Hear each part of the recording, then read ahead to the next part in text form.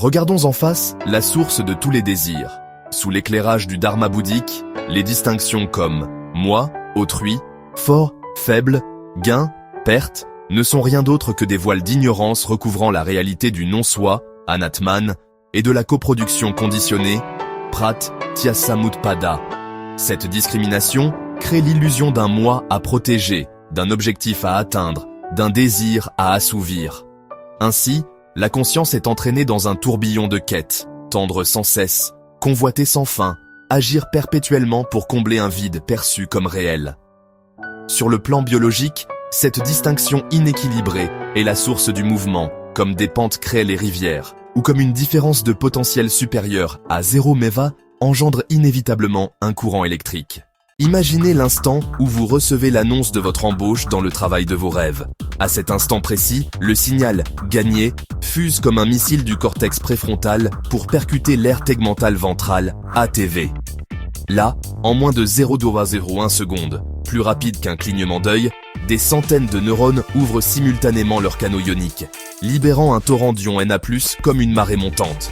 Le potentiel membranaire bondit de 78 MeV à plus 30 MeV, générant une impulsion semblable à un éclair qui déchire l'autoroute de myéline, fonce vers la synapse et boum, expulse la dopamine comme l'eau d'une canette de soda secouée dont on ouvre la capsule. Ce qui est le plus stupéfiant, cette machine se moque que vous remportiez un prix Nobel ou que vous trouviez une place de parking. L'ATV, forteresse de la dopamine, abritant plus de 70% des neurones producteurs, s'active toujours selon le même scénario identique. Cette facilité nous transforme en toxicomanes des mini-victoires. Le geste de toucher son téléphone pour un film, le ting d'un message de l'être aimé.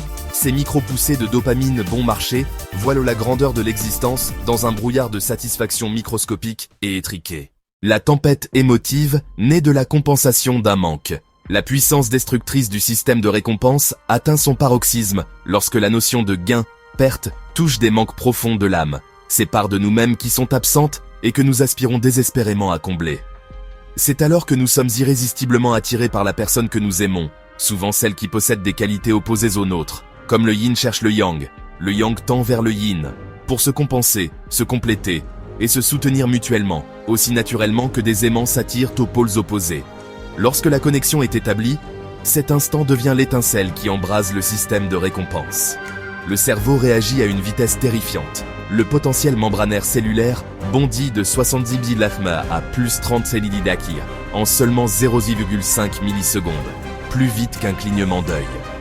Ce changement soudain agit comme un violent déclic, activant simultanément deux autoroutes neuronales.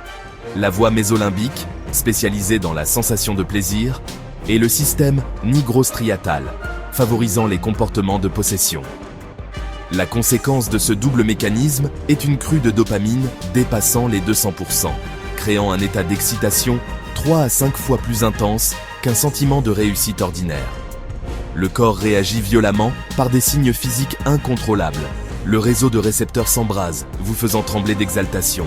La puissance destructrice de cette tempête intérieure explique pourquoi la connexion avec un partenaire peut nous enivrer plus qu'une victoire matérielle, car elle frappe directement la peur primordiale du manque tapie dans le subconscient. Conclusion. Regardons plus profondément.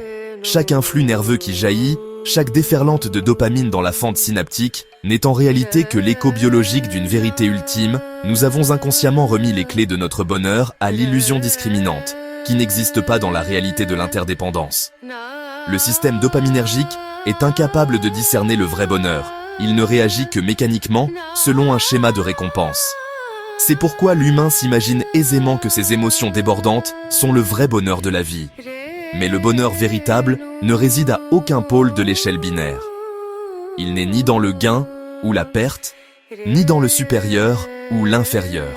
Sous la lumière du dharma, ces notions dualistes, moi-autrui, gain-perte, supérieur-inférieur, sont la version psychologique du processus de polarisation électrique dans le neurone, de 70 MeV à plus 130 millisecondes, menant au passage du courant et à la génération d'un flux nerveux. Ainsi, lorsque vous cessez de créer un potentiel différentiel dans votre esprit, c'est-à-dire lorsque vous lâchez la mesure binaire du moi et d'autrui, du gain et de la perte, la machine du samsara perd l'énergie nécessaire à son fonctionnement. La dopamine redevient un simple neurotransmetteur ordinaire. la tempête émotionnelle se dissipe. Et dans ce moment silencieux, libre de toute comparaison, vous verrez le lac intérieur parfaitement calme, reflétant la pure lumière de la réalité non divisée. Ceci est le véritable bonheur. Ainsi, la frontière entre la libération et l'enchaînement réside précisément dans les notions dualistes, moi, autrui, gain, perte, supérieur, inférieur. Le moment où l'éveil s'arrête ou court après l'ignorance est l'instant crucial qui détermine tout le processus ultérieur. En comprenant ce mécanisme biologique, que toute exaltation n'est que la conséquence d'un saut de potentiel infime, nous pouvons intervenir activement au moment décisif. Dès que la notion dualiste pointe, ramenez toute votre attention vers l'enseignement bouddhique de la non-dualité, Advaita, de l'impermanence, Anitya, et du non-soi, Anatman, pour la transformer avant le premier flux ionique.